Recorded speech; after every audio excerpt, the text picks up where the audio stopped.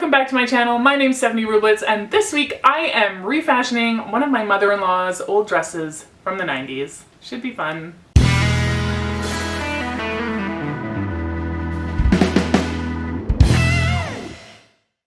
Okay, so last week I did a video where I scavenged a bunch of clothes from my mother-in-law's closet.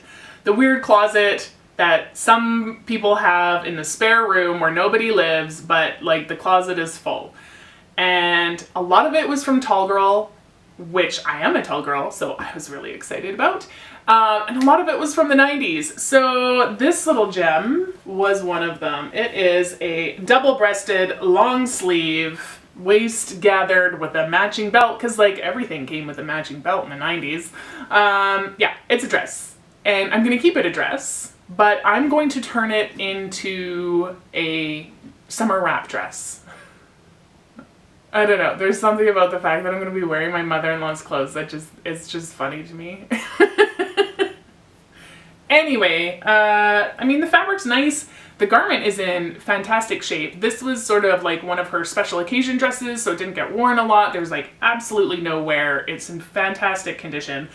It's just not very current. So we're going to take a look at that today, and then I will have something else that I can wear during the warmer weather that I think is probably coming. I don't know. It's been a weird chilly year, which typically I don't like the heat. I'm okay with that, but I don't want to get complacent. I don't want to think, it's going to be a chilly summer and I don't need anything to wear in the warm weather, because then like that, it's going to be like 40 degrees and I'm going to be dying. So we need to be prepared. I need to be prepared. That's what I'm doing today. Let's get to it. Alright, so the first thing I need to do is just snip off these little stringy belt loop thingies, because we're not going to be needing them anymore. And I'm going to take off the buttons as well. Now the inside of the waist is gathered with a piece of elastic, so I'm just going to use my stitch ripper to pry that off. And then I'm also going to cut off my sleeves. Okay, so I'm going to try and talk through this right now. My house is a little bit noisy, so I'm sorry if there's background noise, but okay, so what I've done is right under the arm here, just a little bit has to be taken in. I've also put a dart here because, as you can see, without the dart, we've got some bagginess, which makes sense with it. It used to be a long sleeve dress, and so you need like more room for the sleeves to move. So, but now that we're taking those off, we can get rid of that. So I'm going to make this a strappy dress. So I have marked here my little X. Well, it's really big because I want you to be able to see it. And so I'm basically going to draw a straight line from here all the way down to here. And then I'm going to transfer that onto the other side as well. Then on this side, I'm just going to curve that into the line where my underarm is right here. And then the back is basically going to stay that height all the way across. Next, I'm going to mark where I pinned that bust dart.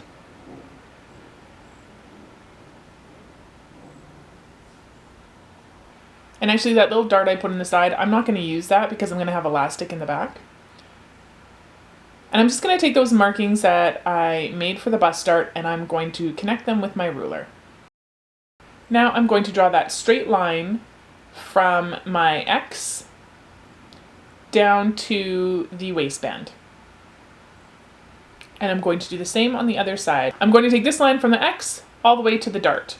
But it seemed a little straight to me, so I'm just going to add a little bit of a curve since it's going to be curving on to the underarm.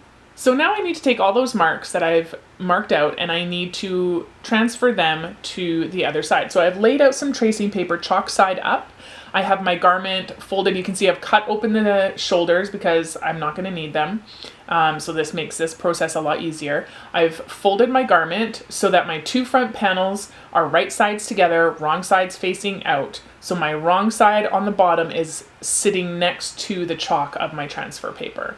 And I'm just going to use my little spiky wheel and I'm going to transfer those markings onto the other side.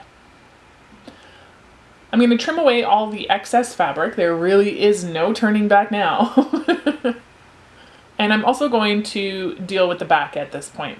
I've folded my garment in half. Then I'm going to measure the underarm seam and transfer that measurement to the fold on the back.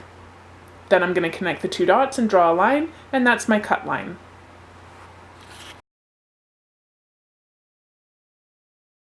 Now I'm going to cut that back piece off, which is actually about to come in super handy. I'm just working my way around the skirt, and I'm marking a length of 14 inches from the bottom hem. And I'm going to cut that 14 inches off, and this is going to become our bias tape fabric. There we go. Now that we've completed all of our harvesting of our extra fabric, we need to make this into bias tape. So, because I need this in bias, I need to cut it on the bias. So I'm lining up right now my grain line with the fabric so that it matches the grid lines. And you can see there's that one line kind of under my arm that's on an angle. That's a 45-degree angle.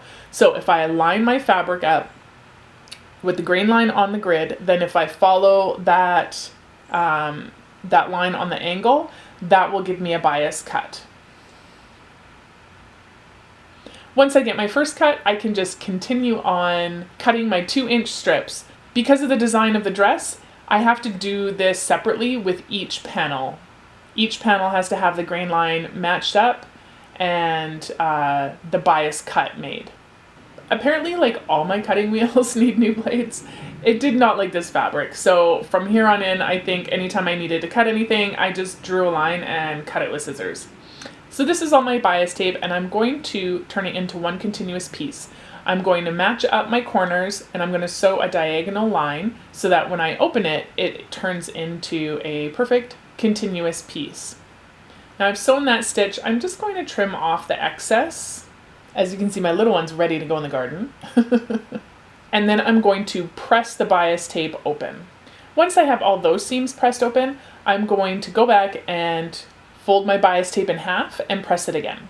Now I've got my fold. I'm going to take the top half of that fold, fold it in one more time, and press that. So what I'm left with is the top half, I'm going to call that the fold, and the bottom half, I'm going to call that the flange, just for the sake of ease so that we all know what I'm talking about later on. Now I'm also going to make my ties for around the waist. I do not need these cut on the bias. In fact, I actually really don't want them cut on the bias because I don't want them to be stretchy. I want them to be quite strong. And I'm even going to add interfacing to them. So this makes cutting these a little bit easier. Right now I'm going to open up the sleeves, and I'm actually going to mark these with a pen. Like I said, my cutting wheel was just not digging this fabric, and I probably need a new blade. So again, I am doing these at 2 inches wide, but there's going to be a different preparation. So this is actually going to look a lot wider than what my bias tape is going to look like on my neckline. Now, if you're not able to take sleeves off or shorten the hem, or there's just like nowhere to really harvest enough fabric from, then don't worry, you could absolutely do this in a coordinating color. If I didn't have those options, I totally would have just done black bias tape and black ties, and it would have looked great too. Now I'm cutting my interfacing at a width of 1 3/4 inches. All right, as you can see, I have attached all of my strap fabric into one continuous piece the same way that I did my bias tape. And I'm just placing on my iron-on interfacing. Now I've got all that put together, I'm going to cut my strapping in half. Now I'm taking each piece and folding it in half to find the exact center. There we go. Now I'm going to leave it folded right sides together, and I'm going to run a seam from my folded edge out to my raw edge on either side. All right, so here I've got basically a big tube with one closed end. So I'm going to take my closed end, and I'm going to sort of push the end in so that I've got a little pocket. Then I'm going to take my big knitting needle with the round end with the ball on it. I'm going to put that in the pocket, and then I'm going to stand the knitting needle up so that I am able to grab the seam allowances of my tube and just pull that down over the knitting needle. Then I just pull the excess all the way down until the whole tube is completely turned out.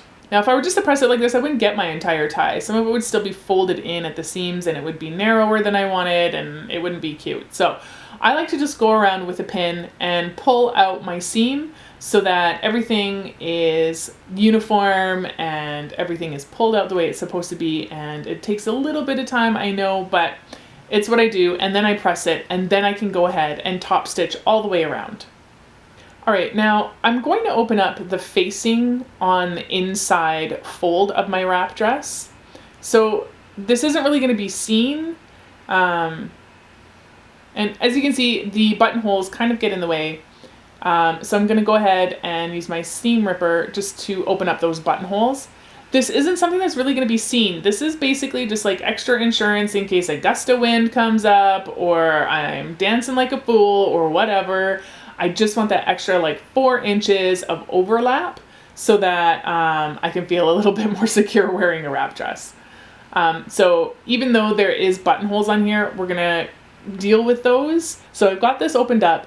Now I'm taking some interfacing and I'm going to iron that on and adhere it to the back side of the buttonholes. Now I'm also gonna have to deal with that seam allowance there because now that the facing isn't folded, that seam allowance is exposed and will fray. So I will throw a zigzag stitch on there as well. All right, here we are. I've zigzagged over the buttonholes and through the interfacing. And I've also finished that seam so I don't have to worry about it fraying. So not the prettiest thing, but you know what? When you're doing a refashion or an upcycle, you sort of have to make these allowances for the fact that your garment is changing from one thing to the next. When we're not using regular yardage, that's just kind of how it's going to go. And sometimes I really like finding those solutions. So at the top of the facing, I also need to go and finish that seam. Now that's done, I can apply my tie. Now I want to hide the raw edges of my tie in with the raw edges of my neckline. If I attach it like that though, then my tie is going to be at a funny angle. So I'm just going to trim the top corner off of my tie and then pin it, and I'm going to go and baste that on, and then it'll be completely sewn in when I put my bias tape on. And when that's all done, I'm actually going to stitch that old facing onto the tie. I'm not going to just put the tie on the edge of that facing because I'm not going to get the structure that I need from that tie being pulled from that point. I need it to be pulled at the bottom of my overlap. And I just missed it. There's 2 other buttonholes there. I'll deal with them in the same way. All right, same thing on the other side. I'm going to apply my other tie, but I'm not opening the facing on this side. Now, before I can do my bias tape, I have to go and sew the bust darts that we had marked earlier. Now, when I sew a bust dart, I go from the outside to the inside, and the last maybe 3 or 4 stitches of that dart, I actually hand crank my machine so that I can make sure I'm just catching like the last like barest threads of the garment. That really helps me get a nice dart. There we go. I've left, I don't know, 6 or 7 inches or so, maybe more, of thread on when I pulled that off the machine. So I'm just going to go and knot that now. Now I'm just going to trim the edges of that dart just to make it sort of nice and flush now that I've closed that gap up. I don't have a pressing ham. I don't know why, I've just never gotten one. So today I'm using a rolled up pillowcase that was sitting on my table. I'm going to go ahead and stay stitch all along the front neckline and across the back. Now it's time to put the bias tape on that we worked so hard on. So I have my fold side on the top and my flange on the bottom. So with right sides together, I'm going to apply my flange to the top side of my dress. There we go, we have that all pinned. Now I'm just going to go and run a line of stitching all along. And there you have it. Between my 2 side seams and across the back, I'm going to take a little bit of bulk out of that seam allowance, and that's because I'm going to put an elastic in there, and I want to make sure that I can still fold my bias tape all the way around that. And if I leave all of that seam allowance in there, it might just be too thick to really get the bias tape around it. So I'm just taking a little bit out to make sure that I don't have any issues. Now I can put this elastic in, and this is the elastic that I harvested from the dress at the waist gathering. I'm going to pin each end of the elastic onto the side seams, and I'm just going to anchor it there. Now you could absolutely just like stretch the whole elastic out and do a zigzag on your seam allowance and just tack it on that way. But honestly, I wasn't 100% sure if this was necessary or if it was gonna like help or hinder me. So I wanted to just put mine in like it was in a casing. That way, if I needed to remove it, I could just open a couple stitches and cut the elastic and not have to like open up the whole thing. So you can see here, I'm folding my folded edge of my bias tape around the raw edge of the garment. And I'm making sure that that folded edge is going to come down a little bit further than my edge on the right side of the fabric, because I need to stitch in the ditch and I need to be able to catch that folded edge on the other side of the fabric when my needle goes in. Once I get to doing the part with the elastic in it, I don't want to capture the elastic with my pins, because in order to sew it and sort of stretch it as I sew so that I can not sew gathers into my fabric, I'm actually pinning it in the ditch right now.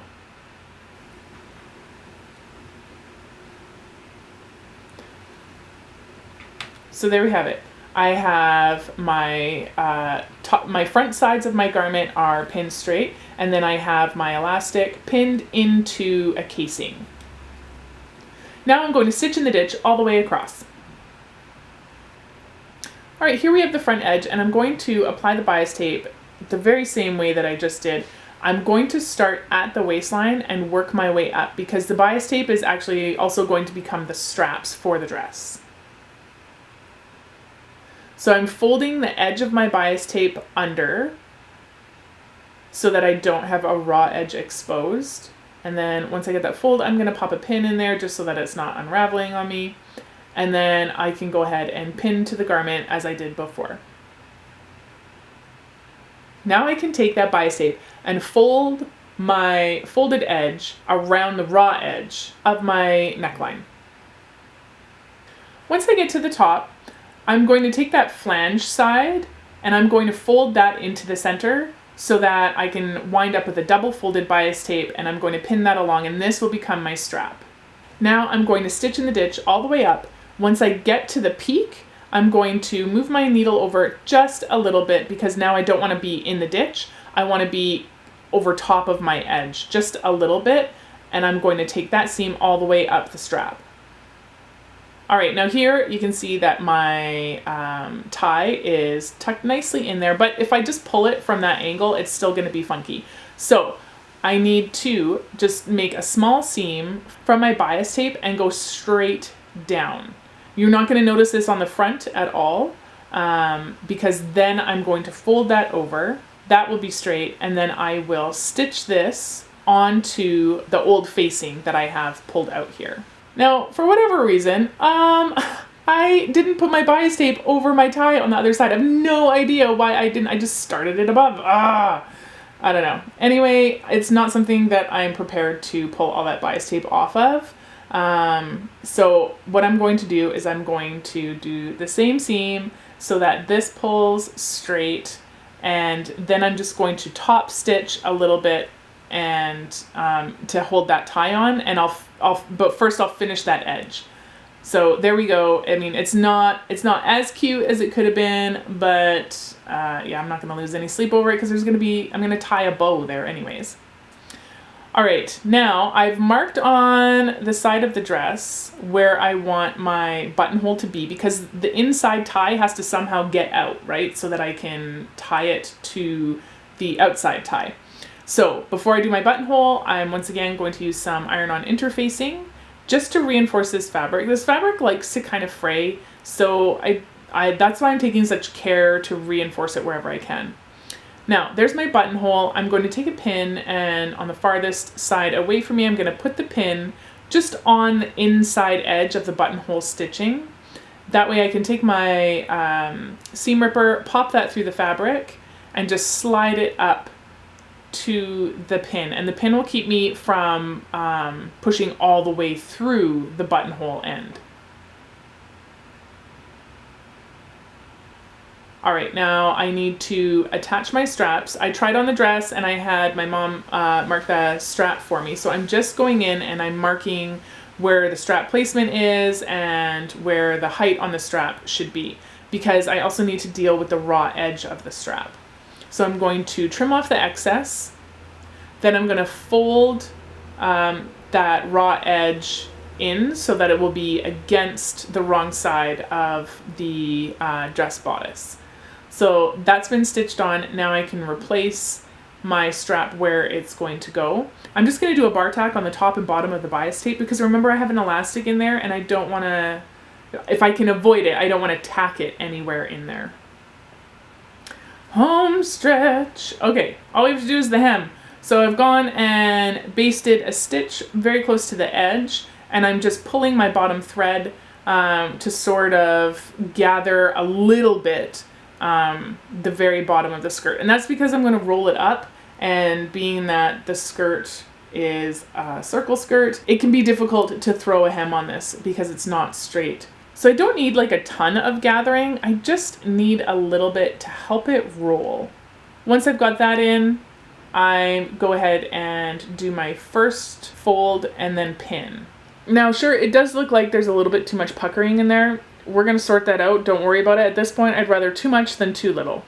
I'm going to give it a quick press just because it'll make it a little bit easier to sort of have that crease in there when I roll it up for the second time. Now when I'm rolling it up for the second time, as I'm pinning, I'm sort of stretching as well because I don't want my hem to be gathered in any way. So as I'm pulling it out, I know that the stitch and the little bit of gathering that are now rolled up inside of there are going to be released to the point that they need to be, but it's still in there holding it a little bit. So it's helped me keep my circle shape, but this is the point where if you need to pull out any of that gather, this is where you do that. So I recommend not cutting your gathering threads. Once you're done ironing, throw your last stitch in there and then absolutely trim those gathering threads off. Well, this was a super fun project and not a moment too soon because it was like 35 above yesterday. It was hot. Oh God, it was hot. Now, admittedly, I do need a different bra with this. The straps on this one are a bit much. And I did actually have to pin here just because my bra was totally showing. But we're gonna fix that next week with our next bra tutorial. Thank you so much for joining me this week. Honestly, I just appreciate it more than you will ever know. I hope that you got something out of this. I hope maybe there's some relics deep in your closet somewhere that you're inspired to transform, or maybe you're inspired to go rummage through your mom or your mother-in-law's closet, because there are gems, people. There are gems, like go for them. You just gotta dig. Please do all the things, like, share, subscribe, and I will see you next week.